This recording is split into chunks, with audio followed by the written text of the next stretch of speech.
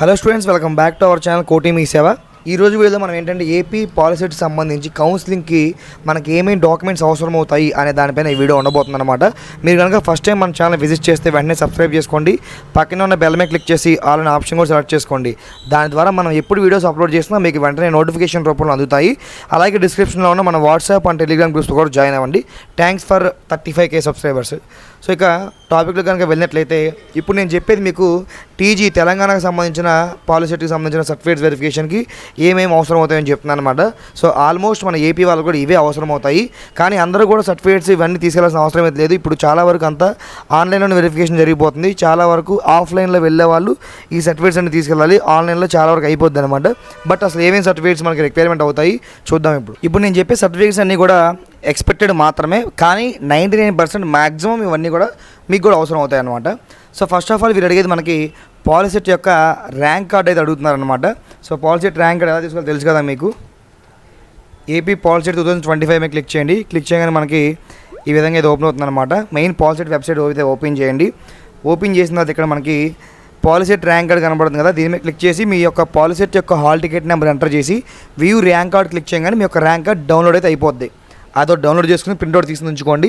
Safe సైడ్గా PDF కూడా save చేసి ఉంచుకోండి. తర్వాత ఆధార్ కార్డ్ అనమాట. సో ప్రతి ఒక్కరికి కూడా ఆధార్ కార్డు ఉంటుంది. సో కాబట్టి నో ప్రాబ్లం.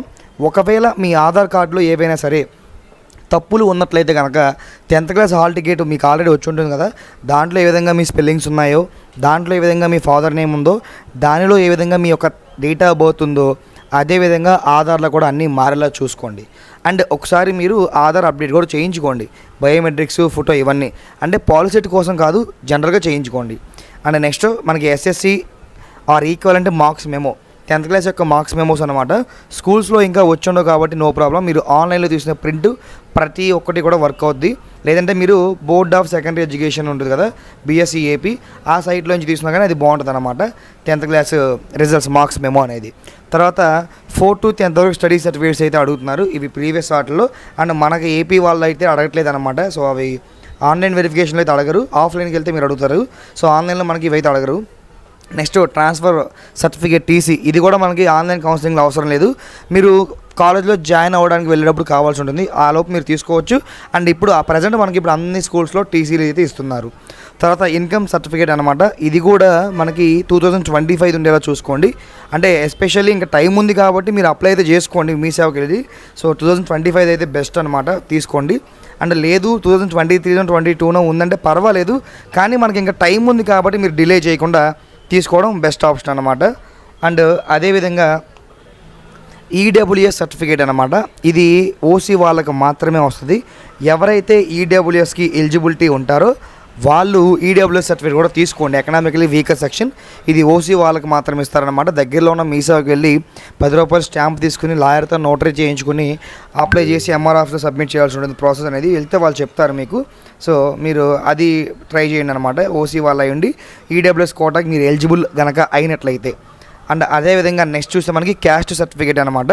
ఇది మోస్ట్లీ ఓసీ వాళ్ళకి అవసరం లేదు, బీసీ ఎస్టీ ఎస్టీ వాళ్ళు మాత్రమే తీసుకోవాలి. కానీ క్యాస్ట్ ఉండడం వల్ల వచ్చిన నష్టం ఏమీ ఉండదు. సో కాబట్టి ఓసీ వాళ్ళు కూడా అప్లై చేసుకోండి, యూజ్ అవుతుంది మనకి. దీనికి పని చేయకపోయినా దేనికైనా యూజ్ అవుతుంది. Next residence certificate of 7 for period of 7 years certificates అన్నారు కదా, ఇది రెసిడెన్సీ కూడా అందరికీ అవసరం లేదు, 100లో ఒకరికో ఇద్దరికో మాత్రం అవుతుంది అనమాట.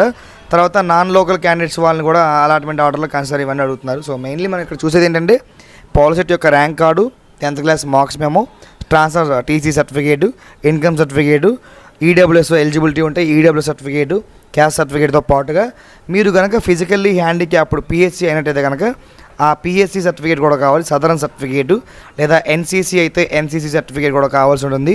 అదేవిధంగా సిఏపి ఉంటే కనుక మీకు కనుక సిఏపి సర్టిఫికేట్ కూడా కావాల్సి ఉంటుంది. స్పోర్ట్స్ కోటా కనుక మీరు ఉంటే ఆ స్పోర్ట్స్ కోటా సర్టిఫికేట్స్ ఏవైతే ఉంటాయో ఆ గేమ్ సర్టిఫికేట్స్ అవి కూడా మీ దగ్గర ఉంచుకోవాల్సి ఉంటుందన్నమాట. సో ఇవన్నీ కూడా నేను ఎక్స్పెక్ట్ చేసే సర్టిఫికేట్స్ ఇవన్నీ ఏపీ పాలసెట్కి సంబంధించి. ఇంకా ఏపీ పాలసెట్ పైన ఎలాంటి క్లారిటీ లేదు, కౌన్సిలింగ్ పైన ఎలాంటి ఎక్స్పెక్టెడ్ డేట్స్ కూడా లేవన్నమాట. మోస్ట్లీ ఈ మంత్ ఎండ్ లోపు రావచ్చు.